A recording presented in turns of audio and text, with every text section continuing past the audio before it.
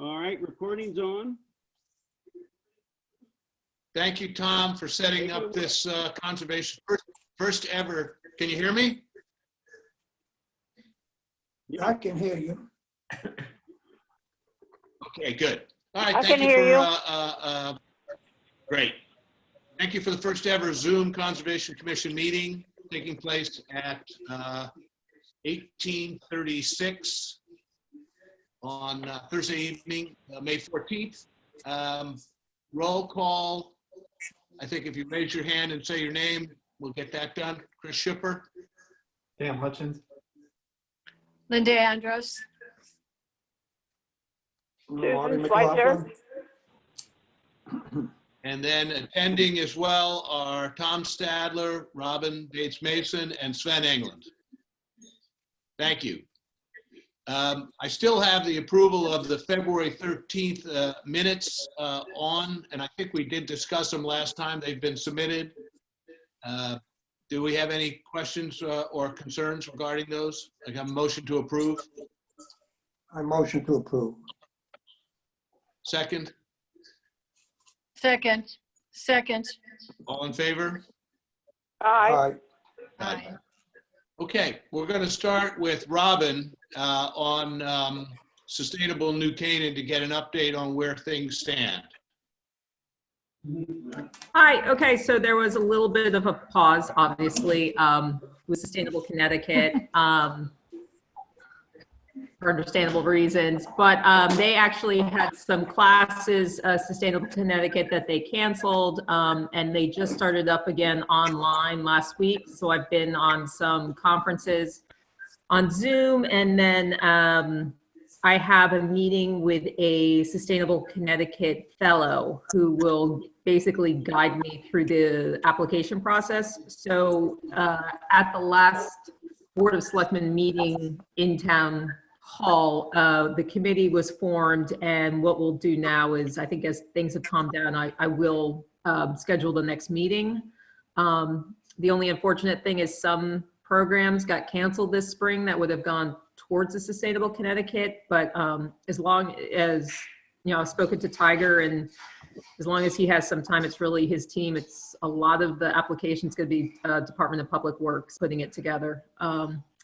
As for the equity part of the application, they're going to walk us through that, because that's going to be a little difficult for us, because it's not about the end product, it's about the process being inclusive. So a lot of things we've already done will not apply, because it needs to be a new process. So Groton, Connecticut just did a walk audit, which counted for their equitable line item, but because they brought in so many different members from the community. So we'll have to figure out what we can do in that, in the time of COVID-19 with social distancing, but otherwise, just in the last 2 weeks, it's gotten up and running again. So I don't know if we'll make that August deadline, but we'll try. Okay. And your So entire that's team about it is right now. set now? Okay. Yeah, the Is your team's team all set? set. I just haven't, it is set. Okay. I just hadn't called a meeting yet, because, you know, everyone was busy with, understandably, with everything else. But I think now that things have kind of calmed down a little bit, I think I'll set something up now. Thank you. There is Hey, one I- interesting thing since. Sorry?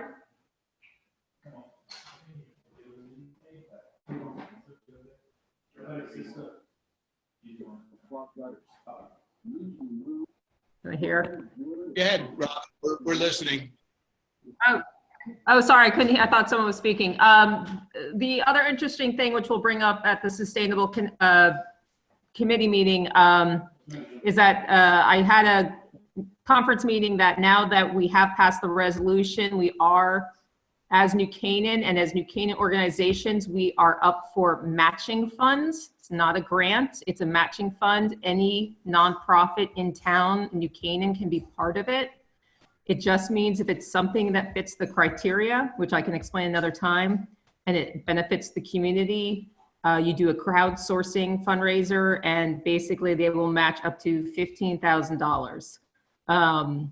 Other towns have done pollinator pathways. Other towns have done crosswalks, like at the possibly Oanoke for the green trail.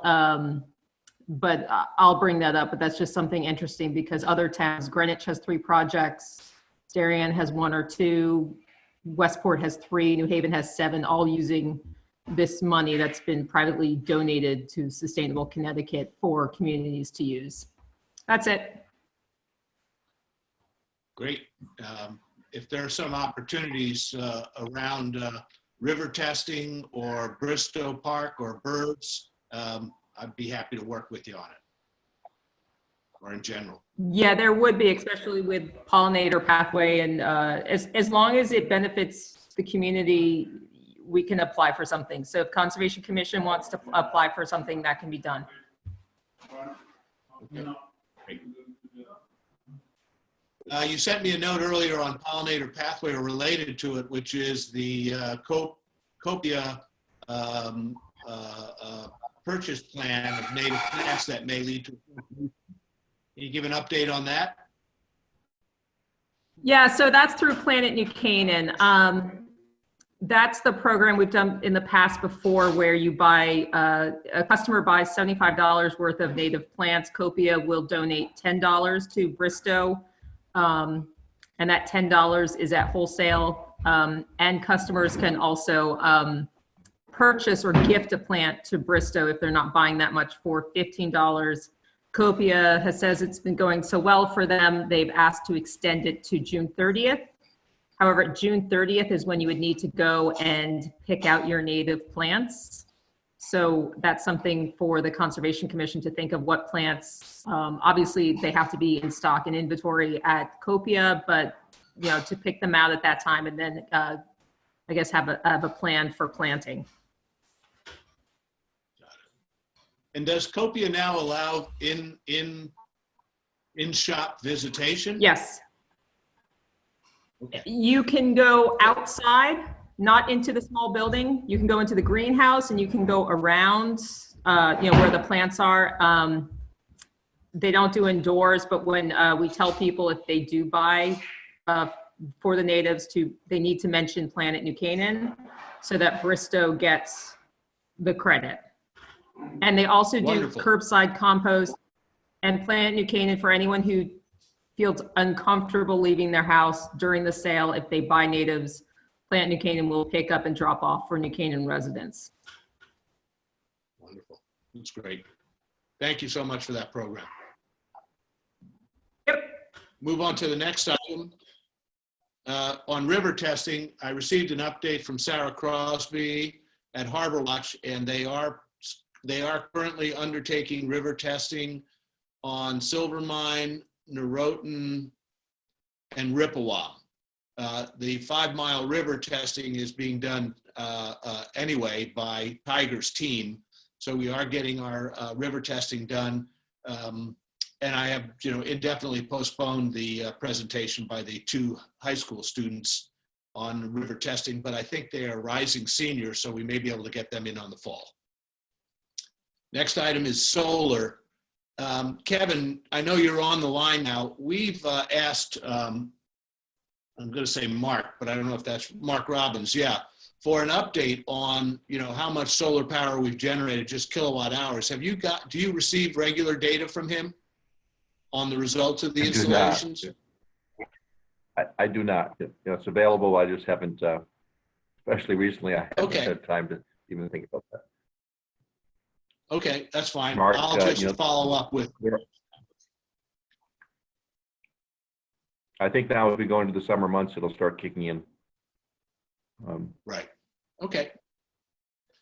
But there is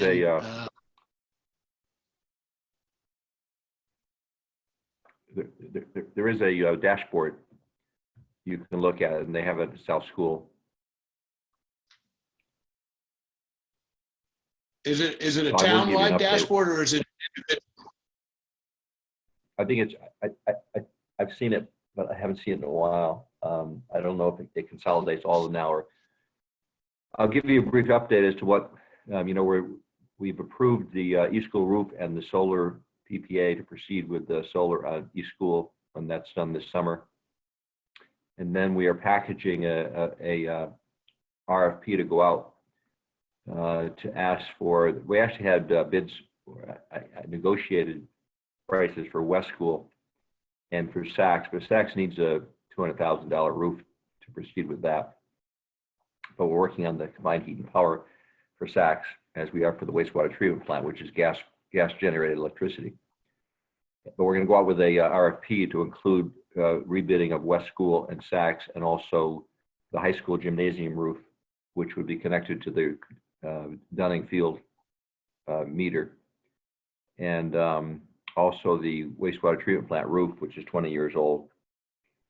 And Mark is also has been talking to both the YMCA and Wavening Care Center to bring in both of them, and now he's going to approach Country School and St. Luke's to see if we can get a global package that would achieve savings for all of us by purchasing all the solar panels at once and doing multiple installations. So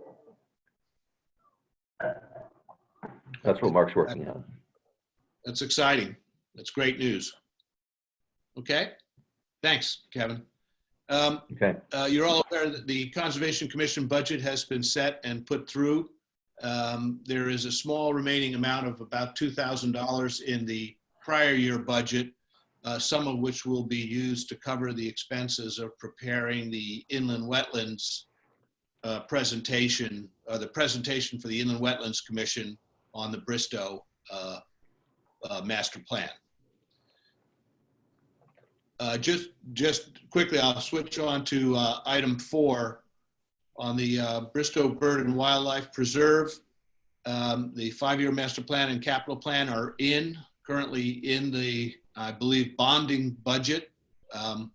Our plan is to have the inland wetlands approval. That will occur at the meeting next Monday. And then we will go to preparing a shovel-ready plan for bidding. And then if the capital is approved, we'll be able to go out and bid right at the start of the new fiscal year. And that will be primarily to drive the Green Link trail through the center, and then establish a senior and stroller-friendly access to the pond area. Those are the two biggest aspects of the first year of the plan. Other aspects of Bristow include, we just found out that Bristow is now on the Cornell School, or the Cornell Ornithology national database as a birding hotspot, which is kind of nice to hear. And so a nearby resident has identified 51 different species at Bristow, and she said it's the best it's been in many years. I think that's COVID related, but the fact that we are maintaining 5 feeders has also, I think, helped the bird visitation. So there's good news there. I don't have any other points on Bristow. Are there any questions regarding Bristow and where things stand? If you have a question or want to raise a point, just raise your hand and you'll get unmuted. Marty.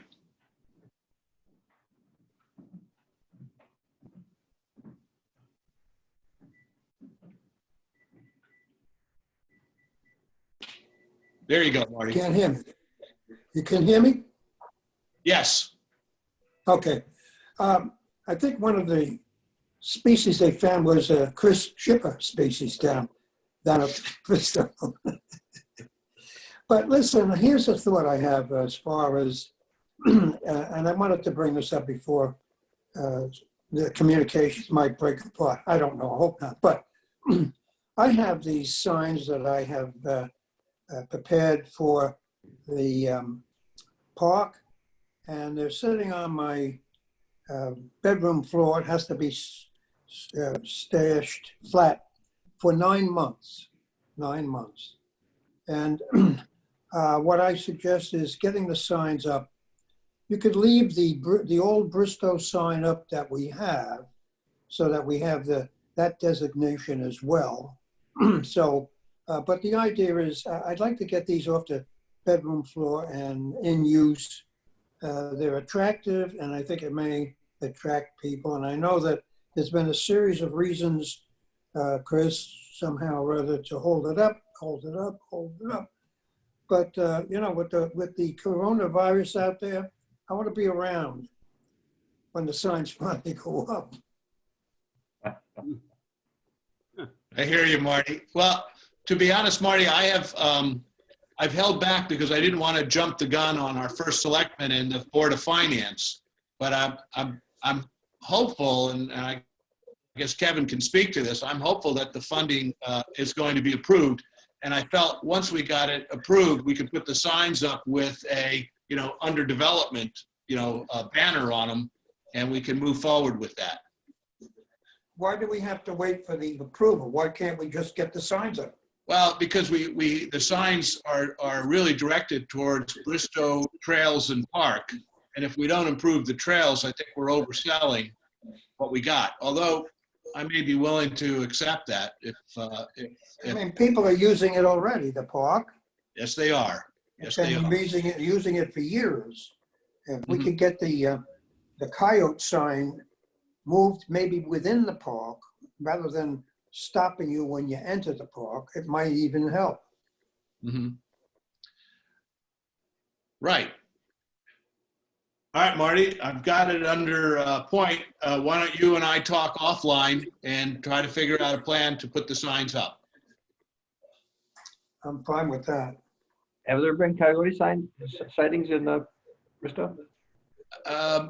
In the past, there have been, yes, but with the new fence lines put in, we're now running a new camera sweep, and it's being led by a Princeton student to identify any wildlife there. So I'm waiting. It's been in for a week. It'll be in for another 3 weeks. So I'm going to wait and see whether we identify more or not at this point. So we do have a couple of camera traps set. I'd add that on my evening walks, when I come around, and sometimes I'm a little later, yeah, you can hear the coyotes in there. There was one really good pack howl about 2 months back that was really beautiful. The children of the night. Okay. Well, we'll have to keep that up, but I feel with the increased visitation and particularly dog walkers, that's putting some pressure on the other, at least on those canines and certainly on cats. So, all right, we'll keep an eye. I'll keep posted on the pictures. When we go into Waveney, they don't have those beware of coyote signs as you enter, but they do have the signs further on in. Okay. So I'm suggesting that might be a good idea for us as well, rather than warn people not to use the parks. Fair enough. And we can have them installed at the middle cross section, for instance. Yeah. Okay. Good points on signage. Trying to say, I don't think I have any more points on Bristow. Any other questions regarding Bristow and where the program stands? I would just suggest you touch base with Allison, the animal control officer, about the signs. Fair enough. She, I get Marty's point. They're placed in the meadow within Waveney Park, but I think Allison is the one who installs the sign. So we'll bring Allison into the discussion, and particularly when I get the photographs, I'll be able to, when we get the camera trap information, we'll add to it.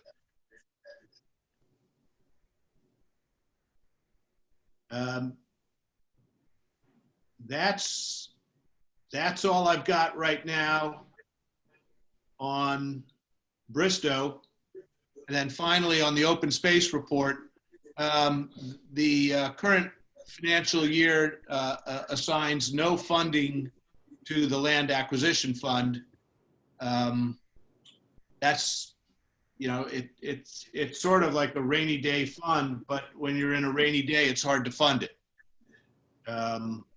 Not quite sure how we're going to start to make sure, and I think it's part of our role to see that we generate more public support to fund the land acquisition balance. But at the moment, it stands at 50,000. It gives us a little leeway to explore opportunities, but we need to continue to build it so that over time, we'll be prepared when a more substantial property comes up, whether it's Aquarian or one of the first or second taxing district firms decide that they can merge, and then they have excess space, and then we might be in a position to take it over. And then finally, on the last point, Aaron Lefland has done a new update of the open space, including prioritization of all open space in New Canaan, and we will be having that information shared with us later in the summer, but it will also be now ready for, as we begin not sure when we start the cycle on the next plan of conservation and development, but I believe it's in the next year, the pre-planning begins. That covers the agenda. I'd like to open up for any other discussions or any other points any of you might have. We're good?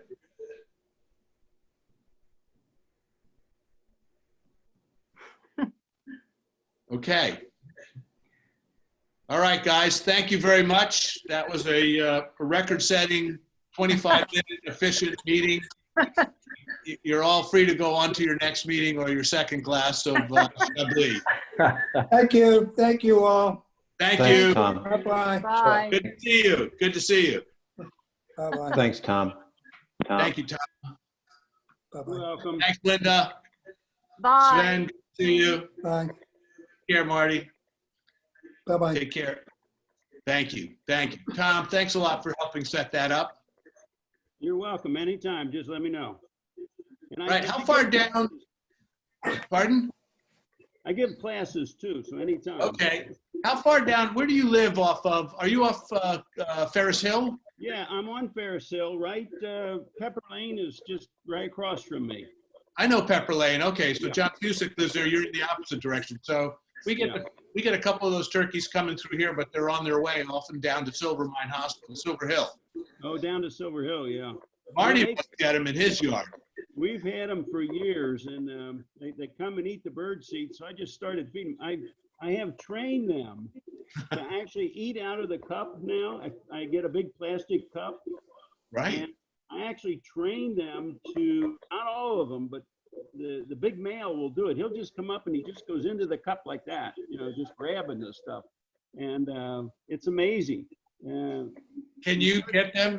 I mean, come November, do you start to have a different view of them? 1 year, I'll send you a video I have, but 1 year on Thanksgiving Day, there was 12 of them that walked through the yard. Big mistake. I said, you guys are teasing me. That's great. All right. Well, have a good evening. Yeah, thank you, Tom. Thanks for all your help in general. Appreciate it. You're welcome. Okay. All right, cheerio. Let me push the button here.